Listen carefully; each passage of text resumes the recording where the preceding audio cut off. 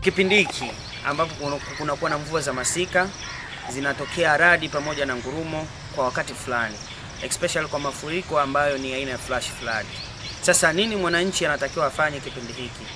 Kuna mambo ya msingi ambayo ukiwa ndani ya jengo na mambo ambayo ukiwa nje ya jengo. Ukiwa ndani ya jengo, vitu gani utakiwa kufanya? Cha kwanza, utakiwi kutumia vifaa vyovyote vinavyotumia nishati ya umeme, kwa maana ya simu, kwa maana ikiwa kwenye chaji, au ukatumia runinga, au ukatumia redio, feni na vifaa vingine mbalimbali ambavyo tumekuwa tukivitumia kila siku, kwa sababu utakuwa kwenye hatari kubwa sana ya kupigwa na umeme wa radi ambao tunauita static electricity. Utakiwa kukaa jirani na madirisha, kwa maana ya nondo, kashika zile nondo kwa sababu ni chuma pia, na wakati huo inaweza kaingia hatari ambayo kasababishwa nayo pia kupigwa na radi. Utakiwi kuoga kwa kutumia bomba la mvua au kufungua koki kwa sababu inakuwa sio salama. Tunasema kuna kitu tunakiita TDS, Total Dissolved Solids, kwa maana ya ppm part per millions, au tunaita milligram per liter. Tunasema ni kiwango cha inorganic salt ambapo kipo kwenye yale maji yanayotoka angani. Chembe chaji chanya na hasi, kwa maana cations na anions zinakuwa kwa wingi mkubwa, hivyo kupelekea umeme kuweza kusafiri, kwa sababu kifizikia tunasema chaji chanya na hasi zinaweza kuvutana kwa maana ya kuattract, lakini chaji chanya na chanya zina repel.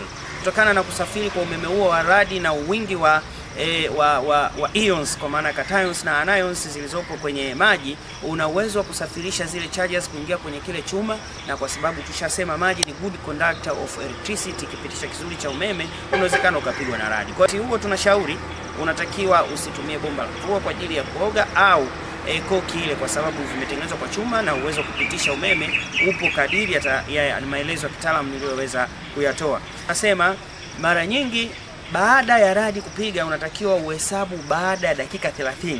Baada ya kusikia ule mlio wa mwisho elastic clap, uhesabu baada ya dakika 30 ndipo uweze kuendelea na mambo mengine. Hiki ni kitu cha msingi sana ambacho mwananchi anatakiwa kukizingatia. Lakini tunawashauri kwa watu wengine wenye majengo marefu na majengo mengine ambayo ni very sensitive areas, unatakiwa mfunge kitu tunaita LPS, kwa maana lighting protection system, wanaita fimbo ya radi, ambayo inasaidia kuzichukua zile charges ambazo zinatoka kwenye umeme wa radi na kuzipeleka chini kama earthing.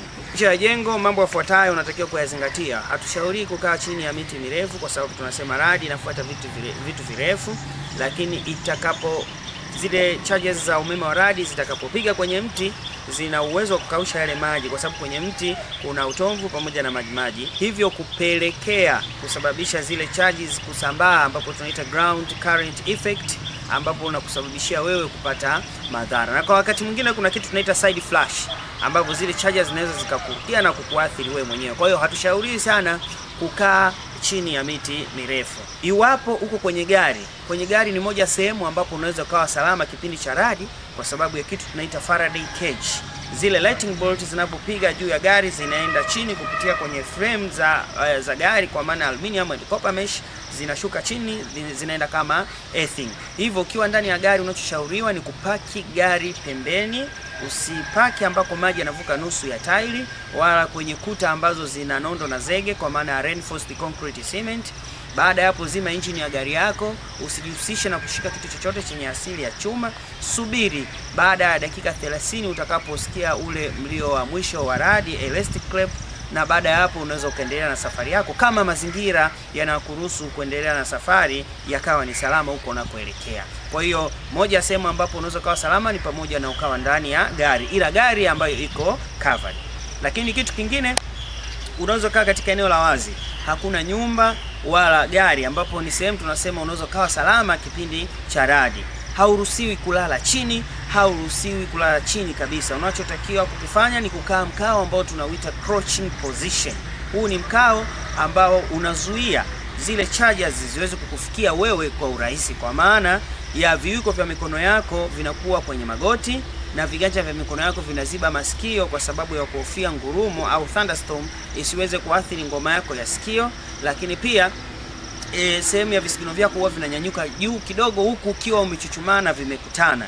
Huo ndo mkao sahihi wa crouching position, ambao tunasema ukikosa nyumba ya makazi kuweza kuwa salama kipindi cha radi kwa kuingia ndani au kwenye gari, basi unaweza ukakaa mkao huo, ikitegemeana na maeneo ambapo ulipo. Kuwa kama uko jirani na eneo la ambako kuna nyumba ya makazi, ni vizuri kawai haraka kuingia ndani. Lakini kuna maeneo mengine ambako hakuna nyumba ya makazi jirani wala hakuna gari, basi mkao sahihi huo, lakini hakikisha unaangalia pia sehemu ambako unakaa pia hakuna maji yanayoenda kasi. Hizo ni tips chache ambazo unatakiwa uzingatie ukiwa kukiwa na radi pamoja na ngurumo.